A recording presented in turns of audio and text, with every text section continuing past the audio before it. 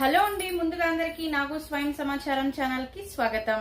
ఈ రోజు మన మనీ మోటివేషన్ విషయంలో ఏ విషయం గురించి అయితే చర్చించబోతున్నాను అంటే ఇది మనం వంటల్లో కూడా ఉపయోగిస్తామండి. ఇంగ్రీడియంట్ ఒక చిన్న ఇంగ్రీడియంట్ ఇది.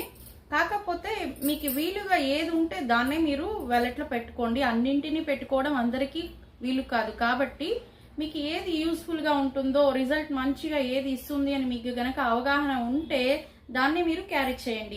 ఈ చిన్నపాటి వస్తువునైతే మీరు వాలెట్ లో పెట్టుకున్నట్టయితే అంటే మనీ గ్రోత్ అనేది కనిపిస్తుంది, ఫైనాన్షియల్ లాసెస్ అనేది తగ్గుతుంది, వెల్త్ అండ్ ఫైనాన్షియల్ అట్రాక్షన్ అనేది మంచిగా జరుగుతుందండి. ఏంటి అంటే ఫెనుగ్రీక్ అంటే మెంతులు.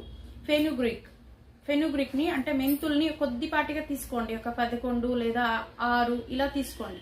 ఇలా మీకు ఎన్ని పడితే అని 21 లేదా 11 తీసుకోండి. వీటిని చిన్నగా ప్యాక్ చేసేసి అంటే కట్టేసి దాన్ని